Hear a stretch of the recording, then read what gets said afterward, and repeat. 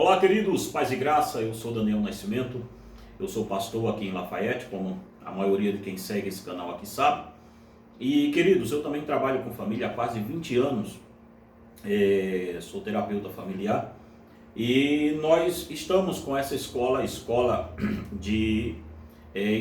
da família cristã aqui todo sábado junto com vocês. E nós vamos tratar hoje de um tema que é muito polêmico. Esse tema, de fato, ele desperta aí toda a questão de hostilidade que você pense, porque muita gente não gosta que fale desse assunto, principalmente aquela ala mais da psicologia que tem dentro da igreja, não gosta que nós falemos. A ala também da psiquiatria de dentro da igreja não gosta que a gente fale. E muita gente aí que é diagnosticado com isso também não gosta que a gente fale, que é o quê? Nós estamos falando desde semana passada dessa siglazinha que é TDAH. E nós vamos falar hoje se TDAH existe ou não existe, se foi uma doença, se é de fato uma doença ou é uma coisa inventada, ou foi simplesmente inventada aí pelos seus criadores. Queridos, lembrando a você que o que eu vou falar a partir de agora não sou eu somente falando. Eu tenho aqui médicos, psiquiatras, pessoas aqui de alto grau aqui de dentro da medicina falando e corroborando no que eu vou dizer, ok? Na verdade não está nem corroborando, eles vão falar quase que sozinho, porque eu não vou querer botar muito bedelho no meio disso aqui não. E também vamos falar dentro desse mesmo escopo aqui sobre aquele remedinho que se passa para quando se tem TDAH, porque se é uma doença, então tem que ter um remédio, não é? Basicamente, as pessoas estão aí dopando os filhos com Ritalina e com outros remédios, a Ritalina é a mais famosa, sem nem olhar o que a bula diz. Irmãos, nós não estamos falando quando estamos dando Ritalina ou qualquer outro remédio desse tipo a uma criança. Nós não estamos dando uma coisa assim, não é um remédio para coração, não é um remédio para tuberculose, para pneumonia, não. É um remédio que vai mexer na estrutura de fato cerebral de uma criança. Isso é muito complicado, isso é muito sério. Isso deveria ser observado de uma forma muito séria e inclusive muitos remédios desse porte são proibidos em outros países. E aqui, Estados Unidos em primeiro lugar e Brasil em segundo, são aí o ranqueado disparado deles. Então vamos ao primeiro ponto. A TDAH, transtorno de déficit de atenção e hiperatividade, ela existe sim ou não? Sim ou não? Ah, pastor, mas meu filho foi diagnosticado, eu vi agora, sábado agora passado, eu acho que foi sábado, eu estava à tarde, o dia todo, em uma conferência de professores de escola bíblica dominical e aqui perto, eu vi uma moça falando que o filho foi diagnosticado com TDAH e ela descobriu pelo filho que ela também tinha.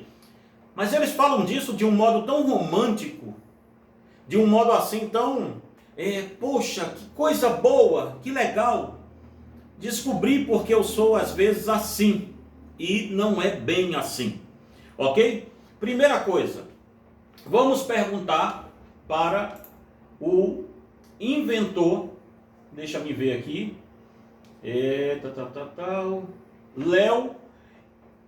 Leo Heisenberg, eu acho que é assim que se diz, Leon Heisenberg. O Leon Heisenberg, antes o que descobriu o transtorno de déficit de atenção, foi ele quem descobriu, tá? Leon Heisenberg. Ele descobriu o transtorno de déficit de atenção e hiperatividade. Ele confessou 7 meses antes da sua morte. Ele confessou 7 meses antes da sua morte, em 2009, que trata-se de uma doença fictícia. Isso não sou eu que estou dizendo, basta você ir no Google aí, dá um Google aí você mesmo. Dá depois do vídeo, tá? Depois que você ver esse vídeo aqui, você dá o Google. E aí você vai ver. Leon Heisenberg que descobriu o transtorno de déficit de atenção e hiperatividade, confessou 7 meses antes da sua morte, em 2009, que trata-se de uma doença fictícia. Gente, eu não sei assim o grau de loucura da ala, até mesmo da ala que se diz científica. Como é que o cara que descobriu o negócio antes de morrer, ele disse, olha, eu não descobri nada. Foi uma coisa inventada. E aí, se você for ler o resto da reportagem, ele vai dizer que basicamente foi pressionado pela indústria farmacêutica para fazer isso aqui.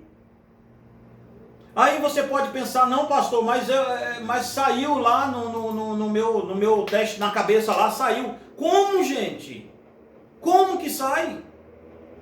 Como? Com aquela luzinha que coloca na cabeça da gente? Mas que coisa é essa? Então, vamos ver mais aqui. Existe um psiquiatra aí, ele é psicólogo e psicanalista e psiquiatra, ele trabalha somente com criança. Ele é da linhagem do Dr. Freud, é até parente, é sobrinho distante do Freud. E o Freud, ele é sobrinho distante do Freud, que é o Joseph Nobel Freud. Ele diz assim, isso é ele dizendo, eu vou deixar, é melhor fazer assim, eu vou deixar no link na descrição embaixo aqui, todo o site que eu usar aqui, eu tá aqui embaixo para você acompanhar aí também. Você pode clicar aí e ver. Transtorno de déficit de atenção com hiperatividade TDAH. Tem sido um diagnóstico muito frequente hoje nos consultórios. Se considerarmos a estatística, estaríamos diante de uma verdadeira epidemia. Mas, na minha opinião, esse transtorno não existe. O que existe são crianças muito agitadas, e é verdade que há muitas crianças agitadas do que antes. Mas a primeira coisa que se faz hoje é diagnosticá-las de um jeito não válido, com um déficit de vida, pelo qual são medicadas na tentativa de modificar a sua conduta. Veja, primeiro ponto aqui, que o Dr. Joseph Nobel Freud está falando, e eu concordo com ele veementemente, é que nós estamos tentando mudar conduta de criança. E querido, conduta de criança, se for uma má conduta, você não muda isso com remédio, você tem que mudar isso com o ambiente, que é o ambiente familiar onde essa criança está inserida. Assim se marca, se estigmatiza, reduzindo a complexidade da vida psíquica infantil a um paradigma simplificador.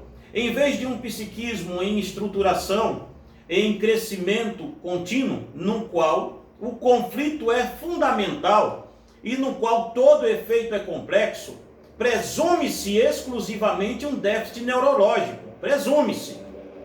Mas essas crianças não sofrem de transtorno de déficit de atenção, com hiperatividade, tal como é definido. Elas estão sendo tratadas como se fossem portadoras de um transtorno de origem neurológica que deve ser enfrentado com medicação. Veja bem isso aqui.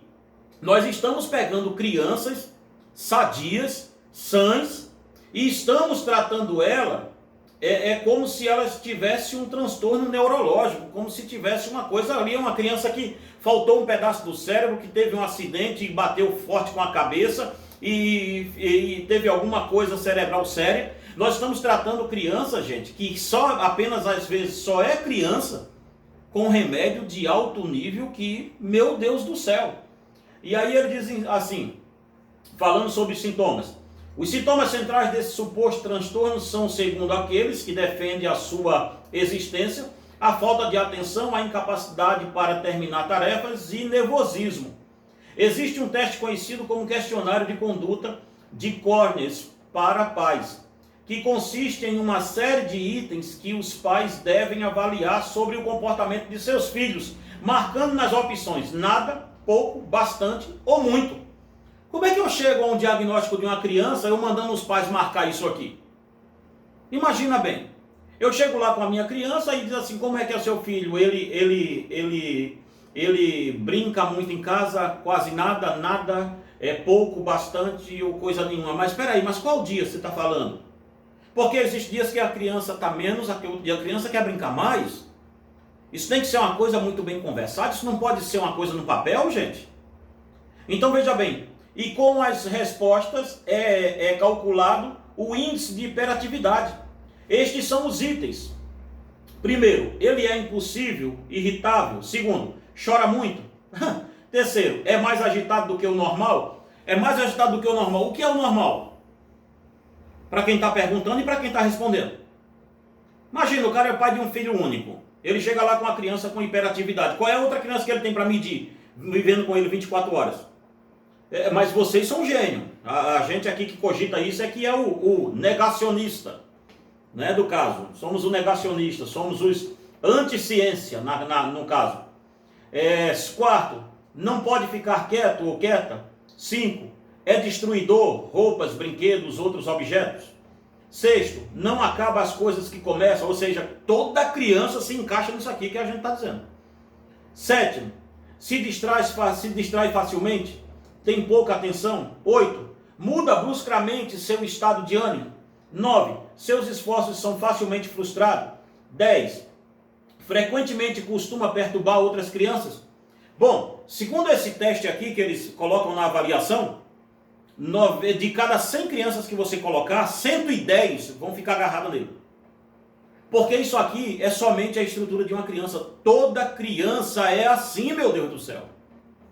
De onde vocês tiraram que criança não é assim? Como é que é isso aqui? Nada, coisa nenhuma. Aí o cara tem que ir lá e marcar nada, pouco, bastante e muito. Olha bem, de todo jeito ele marcou. Então você que é pai, está na hora de você acordar e voltar primeiro e entender. O cara que descobriu esse negócio de TDAH aí, o cara que descobriu o negócio, está dizendo, olha, foi inventado, ponto. Aí vem um médico que trabalha somente com criança, só com adolescente e criança, está dizendo isso aqui. Cuidado, gente. Isso é uma doença inventada, olha bem. Responder bastante ou muito a várias dessas perguntas, que uma criança seja agitada, que uma criança seja dispersa, que uma criança seja difícil prestar atenção, não é um critério para diagnosticar esse suposto transtorno. Praticamente é a definição da infância, sobretudo o caso das crianças mais novas. Ou seja, as crianças mais novas, 1, 2, 3, 4, 5, 6, 7 anos, 8, são assim, meu Deus. Qual é a criança que consegue pegar um livro e ficar lá olhando para ele, a não ser que seja uma criança extremamente fora da caixa, né? Possa ser que tenha, vocês me apresentem, né? Fique lá olhando. Lembre-se de uma coisa, Einstein, na escola dele, foi chamado de burro, tá? Eu fico pensando no professor, que chamou o Einstein e disse que ele não nasceu para a escola. Então o Einstein poderia se encaixar em alguém que tinha deficiência intelectual, déficit de atenção. Veja que loucura isso aqui. Então veja bem, o doutor está dizendo aqui, o doutor Joseph Nobel Freud, ele está dizendo que basicamente o que se tem nesse formulário é a infância de uma criança. Ou seja, eu quero fazer uma pergunta aos psicólogos e psiquiatras e qualquer pessoa que esteja me ouvindo, que trabalha nesse ramo, do qual eu trabalho com família há quase 20 anos, então logicamente está no meu escopo de trabalho toda a família, inclusive crianças também. Toda criança agitada que eu já trabalhei, e olha que não foram poucas mesmo, eu nunca trabalhei definitivamente, diretamente com uma criança, eu sempre trabalhei com os pais. Por quê? Porque o entendimento meu se a criança está assim, pai e mãe, não é que eles tenham um pouco a ver com isso, eles têm tudo a ver com isso. Então se a gente muda o ambiente do pai, muda o pai e a mãe, nós mudamos o ambiente da criança. Se a gente muda o ambiente da criança, a gente muda o comportamento da criança, meu Deus do céu. Qual é a dificuldade de se entender isso? Desculpa, eu não estou aqui xingando você, dizendo que você é isso, aquilo, outro. Não, só estou dizendo que se o seu filho é mais agitado do que o normal, tudo isso, tal, primeiro, ele é uma criança. Segundo, você, que é pai e mãe, é o principal culpado disso. E remédio não vai resolver, ué. Você pode dar o remédio que você quiser dar. E aí vem agora que inventaram. Aí tem... Então, primeiro ponto. O transtorno de déficit de atenção, segundo o próprio inventor. Eu não estou dizendo nada, tá? Estou dizendo nem que sim, nem que não. Estou falando que em 2009, 7 meses antes da morte do psiquiatra Leon Herzberg, Ele disse que é uma doença fictícia. Ponto. Já começamos por aqui. Dr. Joseph Nobel Freud, que é a maior autoridade de trabalho com criança e adolescente na área da psiquiatria, está dizendo que é uma doença inventada. Vamos lá. E agora vem, doença fictícia, como eu disse, acredito que TDAH não existe. Isso o Dr. Freud falando, tá? Dr. Joseph Freud falando. Doença fictícia, pergunta para ele a revista. Ele diz, como eu disse, acredito que o TDAH não existe como tal. E não só eu, mas muitos profissionais da saúde mental também pensam assim. Agora se sabe que o psiquiatra Leon Herzberg, que descobriu o transtorno de déficit de atenção e hiperatividade, confessou 7 meses antes da sua morte, em 2009, que trata-se de uma doença fictícia. Agora, uma coisa eu estava perguntando a Débora ali agora há pouco, como é que é isso, hein? O próprio inventor do negócio está dizendo que era uma mentira, que ele mentiu, que não existe essa doença. E por que tem um monte de médico passando exame para esse negócio, passando remédio? E por que tem um monte de mãe e pai dizendo, meu filho tem TDAH? Olha bem o escopo de família desse pessoal. Gente, acorda. O negócio não é com a criança. O negócio é com o adulto. Eu não estou culpando as famílias. Estou. Claro que eu estou.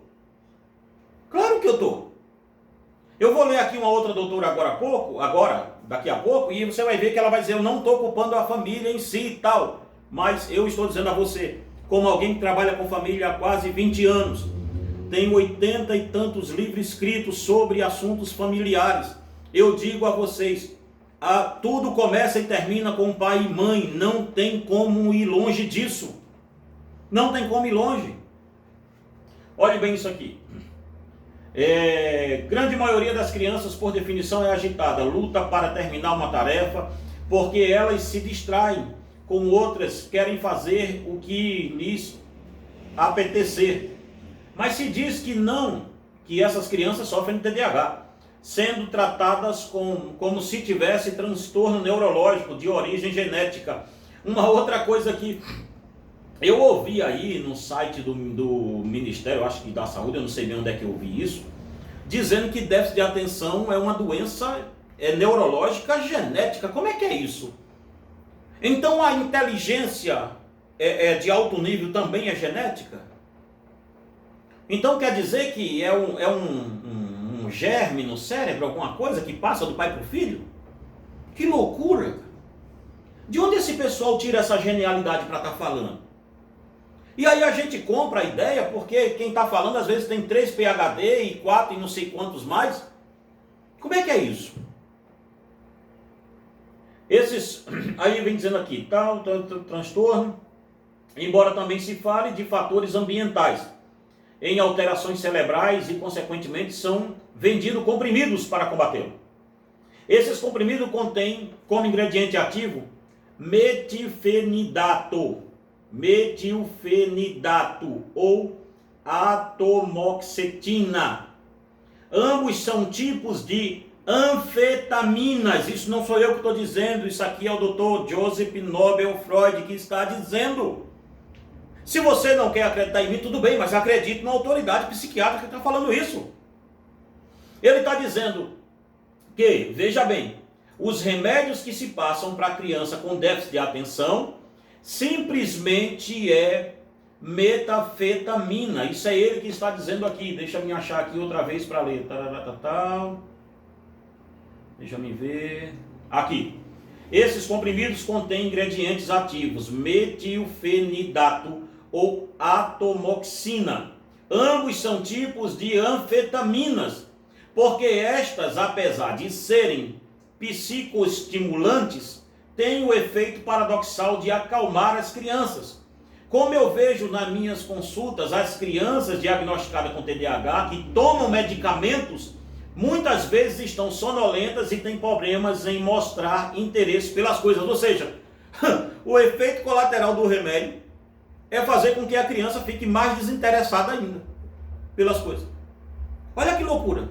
Não, mas vocês que estão aí tratando os filhos com esses remédios, vocês são genial. Vocês já olharam a receita do médico que ele passa para a mãe comprar esse tipo de remédio? Gente, o caso é tão sério que basicamente a pessoa tem que andar com uma procuração médica dentro da bolsa. Porque se for pego com aquele remédio sem receita, a pessoa corre o risco de ser até taxada como usuário de droga. Olha que loucura. Mas não. Mas é genial a coisa aqui. Aí o doutor Joseph Nobel Freud continua dizendo: medicamento de alto risco sobre as anfetaminas em geral foram proibidas em alguns países, como no Canadá, além de serem conhecidas pelo seu potencial de dependência. Em diferentes trabalhos com respeito ao metanfetinato, afirma-se que não pode ser dado em crianças com menos de 6 anos. Não é recomendado no caso de crianças com tiques, síndromes ou síndromes de Tourette. É arriscado no caso de crianças psicóticas, porque aumentam os sintomas, deriva com o tempo em retardo de crescimento, pode causar insônia e anorexia, pode diminuir o umbral convulsivo em pacientes com histórico de convulsão. Com relação aos dados sobre atomoxina, pode produzir mudanças clinicamente importantes na pressão arterial e na frequência cardíaca. Além disso, pode causar perda de peso, resulta em crescimento atrofiado, síndromes gripais, vômitos, perda de apetite. Também é importante perguntar se a medicação administrada para produzir efeito de modo imediato, de forma mágica, sem elaboração pelo sujeito, sendo necessário por um longo tempo, não provocar dependência psíquica. Uma pílula que modifica atitudes vitais gera apenas um bom desempenho? Ele pergunta. Então veja bem uma coisa aqui. A Ritalina hoje, o metanfetinato e deixa eu achar eles aqui. Em síntese, os remédios que se passam para TDAH hoje, primeiro, voltando, segundo o Dr. Joseph Freud aqui, o TDAH é uma doença inventada. E aí você pode dizer assim: bom, pastor, o senhor está me citando uma pessoa só. Eu vou só te citar a docente Maria Aparecida Moisés. Ela está no site da Unicamp. Perdão. Ela vai falar sobre o tema da reportagem dela, que vai ficar aí no link, da entrevista dela, diz assim: Ritalina e os riscos de um genocídio futuro. Isso está no site da Unicamp. Eu não estou inventando. Está aqui, ó, na descrição. Só é você ir lá e entrar. Ela falando sobre a droga, a Unicamp pergunta a ela: há pouco tempo faltou distribuição de Ritalina no mercado brasileiro. Como essa loucura foi sentida? Cida Moisés responde: não sabemos verdadeiramente o motivo da falta do medicamento, mas isso criou uma instabilidade nas pessoas. As famílias ficaram muito preocupadas e entraram em pânico, com medo de que os filhos ficassem sem esse fornecimento. Isso foi sentido de um modo muito mais intenso do que com os outros medicamentos, que de fato demonstram que sua interrupção seria mais complicada que a Ritalina. São os casos de medicamento para diabetes ou hipertensão. Veja, o pessoal entrou em colapso quando soube que a Ritalina ia faltar no mercado brasileiro, mas quando falta remédio de diabetes e hipertensão, eles não têm esse colapso todo. Por quê? Por que será que pais estão... Esse será o próximo tema da Escola da Família. Por que será que os pais estão drogando os filhos com tanta veemência assim? Por que será que os pais querem os filhos como se fosse ali uns cordeirinhos, uns bonequinhos de Playmobil ali no canto da parede, sem fazer nada? Por que será que houve um índice de divórcio muito alto quando houve a quarentena na pandemia? Por que será que aconteceu isso tudo? Gente, o problema não está nas nossas crianças. Os problemas estão no eixo central, que chama-se família. Está no papai e na mamãe. Eu queria ter mais tempo aqui, mas eu vou tentar aqui. Vamos lá. Quando a Unicamp pergunta, quando a Ritalina é indicada? Cida Moisés: para quem indica, é no caso com diagnóstico TDAH. Eu não indico, ela diz. Para esses médicos, entendo que é necessário traçar uma relação custo-benefício. Quanto ganho com esse tratamento em termos de vantagens e de desvantagens? Sabe-se que é uma droga que possui inúmeras reações adversas, como qualquer droga psicoativa. Considero extremamente complicado usar uma droga como essa reações para melhorar o comportamento de uma criança. Qual é o preço disso? Ela pergunta. Qual é o preço disso? O portal Unicamp pergunta a ela. Quais são os sintomas principais? Sintomas, olha bem. As reações adversas estão em todo o organismo, falando dos sintomas principais dessa droga, da Ritalina. As reações adversas estão em todo o organismo e no sistema nervoso central, então são inúmeras. Isso é mencionado em qualquer livro de farmacologia. A lista de sintomas é enorme. Se a criança já desenvolveu dependência química, ela pode enfrentar a crise de abstinência. Também pode apresentar surtos de insônia, sonolência, piora na atenção e na cognição, surtos psicóticos, alucinações e correm o risco de cometer até suicídio. Meu Deus do céu, isso não sou eu que estou falando, é uma médica que está falando isso, doutora Cida Moisés. Não adianta você vir aqui depois e dizer, olha pastor, o senhor é um negacionista. Eu sei, eu trabalho com família. Não é nenhum leigo que está falando aqui não. Eu tenho formação necessária para fazer o que eu estou fazendo. Então perceba bem uma coisa. Olha o que essa doutora está falando sobre o risco desse negócio aqui. Portal Unicamp pergunta a ela. Não é pouca coisa falando sobre a questão dos sintomas principais. Cida Moisés responde. Ocorre que isso não é efeito terapêutico. É reação adversa. Sinal de toxicidade. Além disso, no sistema cardiovascular, é possível ter hipertensão, taquicardia, arritmia e até parada cardíaca. No sistema gastrointestinal, quem já tomou remédio para emagrecer conhece bem essas reações. Boca seca, falta de apetite, dor no estômago. A droga interfere em todo o sistema endócrino, que interfere na